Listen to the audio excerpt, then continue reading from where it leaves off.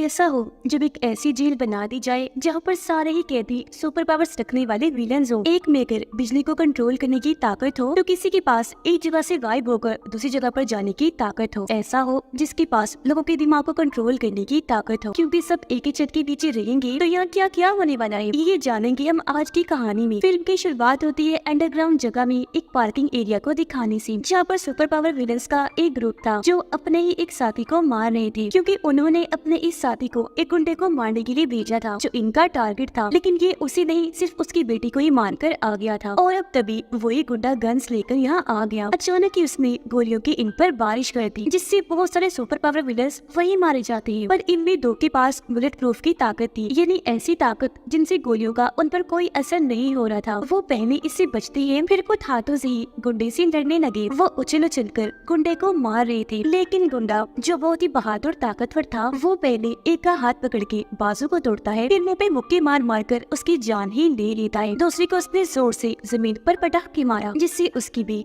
वही मौत हो गई। और आखिर में उस आदमी को भी मार गिराता है जिसने उसकी बेटी की जान ली थी। अब अचानक वहाँ गोलियां चलने लगी, जिसके साथ ही पुलिस की बहुत सारी गाड़ियां वहाँ पर आ जाती है और वो लोग गुंडे को गिरफ्तार कर लेते हैं। अब दिखाया गया कि कुछ टाइम पहले पूरी दुनिया में एक तबाही फैली थी जिसका नाम था पल्स। हर चीज तबाह बर्बाद हो गई थी। ऐसा इसलिए हुआ था क्योंकि उस वक्त जंगों में न्यूक्लियर हथियारों को इस्तेमाल किया जाने लगा, जिस वजह से न्यूक्लियर रेडिएशन यानी कि शुआएं जो बहुत खतरनाक थी पूरी दुनिया में फैल जाती है, जिससे तबाही मची, साथ ही बहुत सारे लोगों की जान भी चली गई। अब जाहिर है इस वजह से दुनिया भर के रिसोर्सेज यानी कि वसाइल पूरी दुनिया से खत्म हो गई थी। रिसोर्सेज यानी वो चीजें जो जिंदगी की जरूरत को पूरा करती है। और अब बचे हुए रिसोर्सेज के लिए दुनिया भर में लोग आपस में ही लड़ने लगे। अब जो लोग जिंदा बच गए थे रेडिएशन की वजह से उनके जिस्म में बदलाव होने लगे, उनके जिस्म में ऐसी तब्दीलियां आई कि सभी के अंदर सुपर पावर्स आ गई, जिनसे वो बहुत ताकतवर बन गई। पर इन लोगों ने अपनी पावर्स का गलत इस्तेमाल किया। उन्होंने बचे हुए रिसोर्सेज को हासिल करने की कोशिश की। अपनी पावर्स का उन्होंने ऐसे इस्तेमाल किया कि तोड़फोड़ तबाही मचा दी, जिस वजह से हर जगह अफरा तफरी फैल गई। अब इन हालात से निपटने के लिए गवर्नमेंट ने एक कानून बनाया, जिसके जरिए उन्होंने एक ऐसी सुपर जेल बनाई जहाँ पर इन सुपर पावर्स विलन्स को रखा जाना था। और क्योंकि उस गुंडे ने भी 50 से ज्यादा कैदियों को मारा था, इसीलिए उसे भी ये सजा सुना दी गई कि अब उसे भी हमेशा के लिए इस सुपर जेल में रखा जाएगा। अब इस सुपर जेल की देखभाल एक आदमी कर रहा था जो दरअसल गार्ड्स का बॉस था, जिसके मन में ये अफवाह थी कि वो बहुत लालची है। वो कैदियों के साथ इस तरह जुड़ जाता है कि उन्हें यहाँ से भागने की उम्मीद दिलाता है और बदले में उनसे बहुत सारे पैसे लेता है, जिसके बाद उनकी भागने में मदद करता है। अब जब गार्ड्स की उस बॉस का इंटरव्यू लिया जा रहा था तो वो सबको यकीन दिलाता है कि मेरे बारे में ये सारी अफवाहें झूठी है, मेरे होते हुए कोई भी कैदी जेल से नहीं भाग सकता। और अब सारे सुपर विलन्स और गुंडे को बस में बिठाकर उस जेल में लाया जाता है। गुंडे को देखने से लग रहा था जैसे वो यहाँ आकर बहुत खुश है, वो यहाँ आना चाहता था ताकि वो और सुपर विलन्स को भी मार सके। इन कैदियों में एक अच्छा कैदी भी था जो खतरनाक बिल्कुल नहीं था। उसका नाम डियागो होता है। खतरनाक वो इसलिए नहीं था क्योंकि उसके पास कोई ऐसी वैसी ताकत नहीं थी जिससे तबाही मचती, बल्कि उसके पास दूसरों के जज्बात और दुख दर्द को महसूस करने की ताकत थी। पर उस बेचारे को इस इल्जाम में गिरफ्तार कर लिया गया कि इसने एक आदमी को नुकसान पहुंचाया है। अब गार्ड सभी की आइडेंटिटी यानी कि शिनाख्त पहचान लेकर उनके हाथों और पाँव में कफ्स लगा देते हैं यानी कि हथकड़ियां, ताकि वो अपने सुपर पावर्स को इस्तेमाल करके जेल में हंगामा न करते, जिससे यहाँ तमाशे हो। इस सब के बारे में समझाते हुए वो उन्हें मना भी करता है। उसने इनको धमका भी दिया था, जिसके बाद सभी कैदियों को ग्राउंड में लाया गया। यहाँ गुंडे की मुलाकात एक कैदी से हुई जिसे पहले यहाँ पर लाया गया था। उस कैदी को गुंडे पर काफी गुस्सा था क्योंकि उसके भाई को गुंडे ने ही मारा था। अब ये दोनों एक दूसरे को लड़ाई के लिए चैलेंज करके आपस में लड़ने लगे। मुक्कों से ये लोग नॉर्मल लड़ाई कर रहे थे, पर वो कैदी जैसे गुंडे पर वार करने लगा वो पीछे हट गया और अब गुंडे ने पहले उसके चेहरे पर मुक्का मारा, फिर उसे नीचे गिराकर जोर से टांग मारता है। इससे वो कैदी काफी जख्मी होने की वजह से लड़ाई में हार गया। और अब इससे पहले कि गुंडा उसे मारता, गार्ड्स कफ्स की मदद से उसे बिजली के झटके लगाते हैं, जिससे वो गुंडा रुक गया, फौरन गिर पड़ता है। तभी वहाँ फीमेल गार्ड आई जो गुंडे को मुक्कों से खूब मारती है और अब उसे और जख्मी कैदी को इलाज के लिए भेज दिया जाता है। अब सारे गार्ड्स क्योंकि इनकी लड़ाई को एंजॉय कर रहे थे, यही वजह थी कि पहले उन्हें नहीं रोका गया। बॉस को भी ये मारधड़ देखकर मजा आ रहा था। यहाँ डियागो एक ऐसे कैदी से मिलता है जिसके पास बिजली को कंट्रोल करने की ताकत थी। वो डियागो को बताता है कि मैं यहाँ पर आने वाला सबसे पहला कैदी हूँ। साथ ही उसने डियागो को जेल में रहने की कुछ असूल भी बता दिए थे। अब डियागो यहाँ की सबसे मशहूर और खतरनाक कैदी जिसे हर कोई जानता था उसके बारे में जानने की कोशिश करता है, क्योंकि उसे बहुत शौक था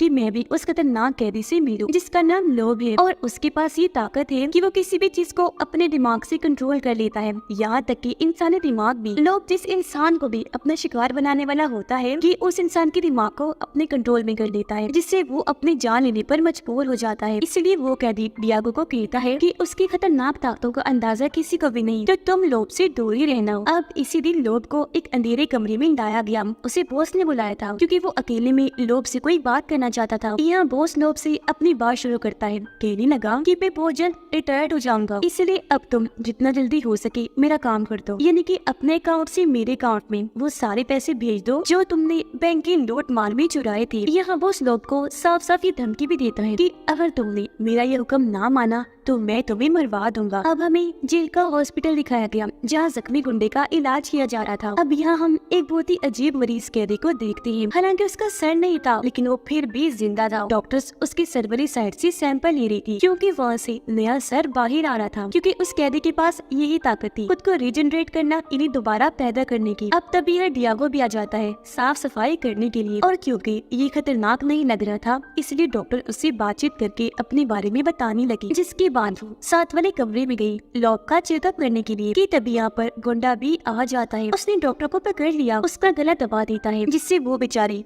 वही मारी जाती है। और अब वो लोब को मारने के लिए आगे बढ़ा। इससे पहले उसकी जान लेता यहाँ पर डियागो भी आ जाता है और उसे ऐसा करने से मना कर देता है, पर गुंडा नहीं सुनता। उल्टा अब वो डियागो को मारने लगता है, पर वो उसे बचते हुए गुंडे को ही पकड़ लेता है। उस पर हमला करके जोर से जमीन पर दे मारता है और ऐसा करके उसने लोब की जान बचा ली थी। अब ये खबर पूरे जेल में फैल गई, जिससे सभी डियागो की बहादुरी पर काफी मुतासिर हुए। हर कैदी अब उसकी इज्जत करने लगता है क्योंकि उसने अपनी महारतें दिखाकर लोब की जान बचाई थी। यहाँ तक कि कुछ लोग उसे अपने हिस्से का खाना भी दे देते हैं। इस सबसे जाहिर है लोब भी काफी खुश था। वो डियागो को अपने पास बुलाता है, उसका शुक्रिया अदा करता है। अब क्योंकि डियागो को लोब की तरफ से इज्जत मिल रही थी तो वो भी काफी खुश था। उधर बॉस की साथी को उसकी डील के बारे में पता चल गया था जो उसने लोब के साथ की थी, यानी अपने अकाउंट में पैसे मंगवाने के बाद वो लोब को आजाद कर देगा। तो अब उसकी साथी बॉस से इस बारे में पूछती है। यह बॉस उसे कहता है कि अगर तुमने ये बात छुपा के रखी तो मैं तुम्हारी प्रमोशन करवा दूंगा, यानी तुम्हारी जॉब पर और तरक्की हो जाएगी। पर अगर तुमने मेरा पर्दा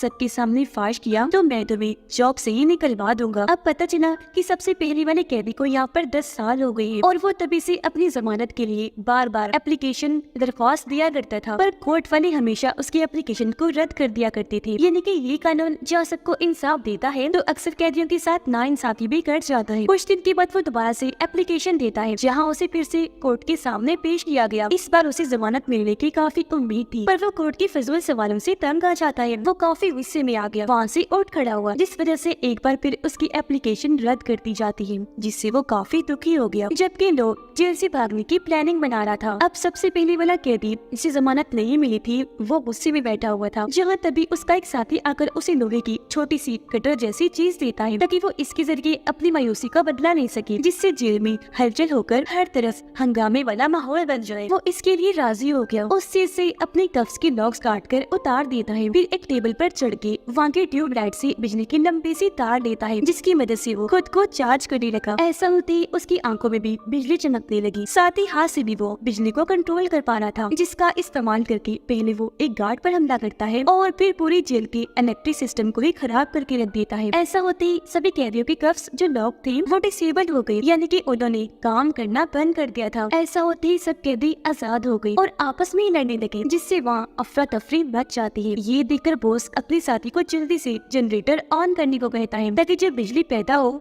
तो कफ्स दोबारा से लग जाएं। उसने ऐसा ही किया। जनरेटर ऑन होते ही इलेक्ट्रिक पावर जैसे ही आई, पहले सबके कफ्स को लॉक किया जाता है और फिर उन्हें बिजली की झटकी लगाकर कंट्रोल किया गया और अपने अपने सेल्स में बंद कर दिया जाता है। अब सारे कैदी तो अपने अपने सेल्स में थे, पर सबसे पहला कैदी नहीं था, वो यहाँ के हॉस्पिटल में था, जिसके बारे में एक ऑफिसर को पता चल जाता है। वो वहाँ जाकर पीछे से उस पर हमला कर देती है, जिससे वो नीचे गिर जाता है। अब बॉस ऑफिसर को हुक्म देता है कि इसे मार दो, क्योंकि ये सारा तमाशा इसी की वजह से हुआ। ऑफिसर ने ऐसे किया। वो कई बार उस पर वार करती है, जिससे आखिर उसकी जान ही चली गई। अब उसके साथ साथ इस पूरी तबाही में तकरीबन 12 कैदी मारे गए थे, पर इस बात को बॉस हर किसी से छुपा के रखता है। अब बॉस डियागो को अपने पास मिलने के लिए बुलाता है और जब वो गया तो उसने डियागो को टॉर्चर चैम्बर दिखाया, यानी कि एक ऐसी जगह जहाँ कैदी को रख के उसे बहुत मारा पीटा जाता है, उस पर जुल्म किया जाता है, जिससे उसकी हालत मरने वाली हो जाती है। सबसे बड़ी मुसीबत कि यह टाइम भी बहुत धीरे से गुजरता है। अब बॉस को लगता है कि इस सारी तबाही के पीछे लोब का भी कोई हाथ है, इसलिए वो डियागो से उसके बारे में पूछता है, क्योंकि डियागो और लोब एक दूसरे के काफी करीब थे। साथ ही उसे जानकारी भी जानना चाहता था जो लोब के बारे में है। वो डियागो को कहता है कि मुझे लोब और अपने अगले प्लान के बारे में सब कुछ बता दो, वरना मैं तुम्हें इस टॉर्चर चैम्बर में भेज दूंगा। उसे डियागो तब सब बातें बताता भी है, लेकिन क्योंकि इसमें कोई खास जानकारी नहीं थी तो वो डियागो को वापस भेज देता है और लोब के पास आया उसे कहने लगा कि तुम यहाँ से भागने के बारे में कभी भी मत सोचना, बल्कि जल्द से जल्द सारे पैसे मेरे अकाउंट में बिछाओ। और अब क्योंकि लोब के पास भागने का और कोई रास्ता नहीं था, इसलिए वो उससे समझौता करने के लिए मान जाता है। साथ में उसने ये भी कहा, पर इसके लिए मुझे थोड़ा वक्त चाहिए। अगले दिन बोस के साथ एक इलेक्ट्रिशियन के साथ बेसमेंट में आए इलेक्ट्रिक सिस्टम ठीक करवाने के लिए, जबकि सारे कैदियों के पास एक एक एनवेलप आया था जो उनकी फैमिलीज की तरफ से थी, जिनमें सबकी पसंदीदा चीजों का जिक्र किया गया था। लोब दोबारा से भागने का प्लान बनाता है, इसीलिए उसने टैबलेट लिया था और इंटरनेट के जरिए खतरनाक वायरस इंस्टॉल कर लिया था ताकि यहाँ की सिक्योरिटी सिस्टम को हैक कर सके, यानी अपने कंट्रोल में करके उसे चला सके। उधर बुड्ढे ने अपने चेहरे पर क्रॉस का निशान बनवा लिया था और अब वो दोबारा से उस कैदी से लड़ने गया जिससे पहले भी उसकी लड़ाई हुई थी, मगर इस बार वो लड़ने से इनकार कर देता है। डियागो लोब से मिलने आया, उसे कहता है कि अगर तुम यहाँ से भागने की प्लानिंग कर रहे हो तो मुझे भी साथ ले चलना। अब जिस दिन बॉस ने रिटायर्ड होना था उस दिन पता चला कि अब उसकी जगह गुंडों का बॉस एक और आदमी है, ना कि उसकी साथी जिसके साथ उसने डील की थी कि मैं तुम्हें प्रमोशन दिलवा दूंगा। इस बात से वो बहुत ज्यादा गुस्सा हो जाती है। वो बॉस को आकर कहती है कि तुमने मुझे कितने ख्वाब दिखाए थे, पर अब किसी और को बना दिया बॉस। लेकिन वो उसको 2-4 बातें सुनाकर वहाँ से भेज देता है और अब बॉस जाता है लोब के पास। वो उसे टैबलेट फिर से देता है जो उसने वापस ले लिया था। कहता है कि ये लो टैबलेट और अब जल्दी से सारे पैसे मेरे अकाउंट में सेंड कर दो। टैबलेट लेकर लोब उस पर काम करने लगा। बॉस बहुत खुश था कि ये कितने आराम से पैसे मेरे अकाउंट में भेज रहा है मेरी बात मानकर, पर वो ये नहीं जानता था कि लोब ने जो वायरस टैबलेट में इंस्टॉल किया था उसकी वजह से उसने पूरे सिक्योरिटी सिस्टम को हैक कर लिया है, जिससे कफ्स का असर खत्म हो गया और एक बार फिर सारे कैदी आजाद होकर आपस में लड़ने लगे, जिससे वहाँ तबाही मच जाती है। सभी कैदी अपनी अपनी सुपर पावर्स का इस्तेमाल करने लगे थे, जिनकी मदद से वो गार्ड्स को तो मार ही रहे थे, साथ में अपने कैदी साथियों को भी उन्होंने ठिकाने लगा दिया था। उनसे भी बुरी तरह वो लड़ रहे थे। अब इन सब की वजह से डियागो की हालत खराब होने लगी, क्योंकि वो सबकी तकलीफ को बर्दाश्त कर रहा था। तब एक डॉक्टर आकर उसे संभालती है। अब जब बॉस लोब के पास था तो उसकी साथी फौरन उसे कॉल कर देती है और इस अचानक हंगामे के बारे में उसे खबर कर देती है, जो सुनकर बॉस काफी घबरा गया। कहता है कि अच्छा मैं आ रहा हूँ, फिर सारा कंट्रोल संभाल लूंगा। पर अब जब वो लोब की सर से जाने की कोशिश करता है तो दरवाजा लॉक था, क्योंकि ये भी दरअसल लोब नहीं किया था। ऐसा लग रहा था कि उसके इस भागने के प्लान का मेन रोल बॉस ही है। अब जेल के हालात बदतर हो गए थे, क्योंकि कोई अपने खतरनाक ताकतों से दूसरे इंसान को जला रहा था तो कोई अपने मुंह से जहर वाला धुआं निकालकर सबकी जान ले रहा था। हालांकि इन सुपर पावर्स कैदियों को गार्ड्स कंट्रोल करने की कोशिश भी कर रहे थे, पर कोई भी उनके काबू में नहीं आ रहा था। अब हालात को कंट्रोल से बाहर होता देखकर कैप्टन बॉस की साथी को कॉल करके इसका हाल पूछता है। वो कहती है कि ये सिक्योरिटी सिस्टम की खराबी है और अगर इसे ठीक करना है तो नीचे बेसमेंट में जाना होगा, क्योंकि वहाँ का जो जनरेटर है जेल का सारा सिक्योरिटी सिस्टम उस पर ही चलता है। जनरेटर को बंद किया हुआ है और अगर उसे दोबारा रिस्टार्ट कर दिया जाए तो सिक्योरिटी सिस्टम के ठीक होते ही सब हालात भी ठीक हो जाएंगे। तो इसीलिए अब कैप्टन उसके कहे मुताबिक बेसमेंट में जाता है जनरेटर को रिस्टार्ट करने के लिए। बॉस के साथी उसे साथ साथ गाइड भी कर रहे थे। ये दोनों रेडियो फोन्स के जरिए एक दूसरे से बात कर रहे थे, पर वो जैसे बेसमेंट में गया सिग्नल्स कमजोर हो जाते हैं इनकी कॉल कट गई और अब बॉस के साथी उसे नहीं बता सकती कि आगे उसे क्या करना है। पर यहाँ कैप्टन अपना दिमाग लगाने लगा। उसे जनरेटर मिल भी गया, लेकिन इससे पहले ये स्टार्ट करता यहाँ पर एक कैदी आ गया जिसका चेहरा अब बदलकर खतरनाक क्रीचर जैसा बन गया था। हालांकि उसे देखकर कैप्टन चुप गया, लेकिन उस कैदी ने उसे ढूंढ निकाला। वो कैप्टन पर हमला करके उसे जमीन पर दे मारता है, जिससे वो जख्मी हो जाता है। फिर वो उठाकर दोबारा से कैप्टन को मारने लगा। उसे दीवार के साथ लगाकर ले पकड़ लेता है। इससे पहले उसकी जान लेता कैप्टन खुद को छुड़ा लेता है। वो एक रॉड से वहाँ के एक पाइप पर मारता है, जिससे वो टूट गया। उसके अंदर से निकलने वाली गर्म हवा जैसे उस कैदी के मुंह पर पड़ी, उसकी वहीं पर मौत हो जाती है। बॉस लोब के सामने बैठ गया। वो दरअसल इंतजार कर रहा था कि पैसे ट्रांसफर होने का प्रोसेस कब पूरा हो, और अब जैसे ये प्रोसेस पूरा हुआ बॉस काफी खुश हो जाता है। जबकि लोब उसे कहता है कि मेरे पास दिमाग को कंट्रोल करने के अलावा एक और खूबी भी है जो कोई भी नहीं जानता, और वो ये कि मैं अपने दिमाग को सामने वाले के साथ बदल सकता हूँ। ऐसा कहती उसने अपने दिमाग को बॉस के साथ बदल लिया। यानी कि अब लोब के अंदर बॉस का दिमाग था और बॉस के अंदर यानी उसके जिस्म में लोब का माइंड आ चुका था, क्योंकि इस जेल से भागने का बस यही एक रास्ता था। लोब को इस बात से कोई मसला नहीं था कि मैं किसके जिस्म में हूँ, वो बस इस बात से खुश होता है कि कम से कम मैं यहाँ से भाग तो रहा हूँ। और अब लोब जो वो उसके जिस्म में था वो अपने ही जिस्म को मारता है, क्योंकि जाहिर है अब उसके अंदर बॉस आ गया था और इससे उसने बॉस को बेहोश कर दिया। उधर कैप्टन ने जनरेटर को रीस्टार्ट कर लिया था, जिससे कफ्स दोबारा से काम करने लगे, जिससे अब बॉस यानी कि लोब सब कैदियों को बिजली की झटकी देकर रोक लेता है और वापस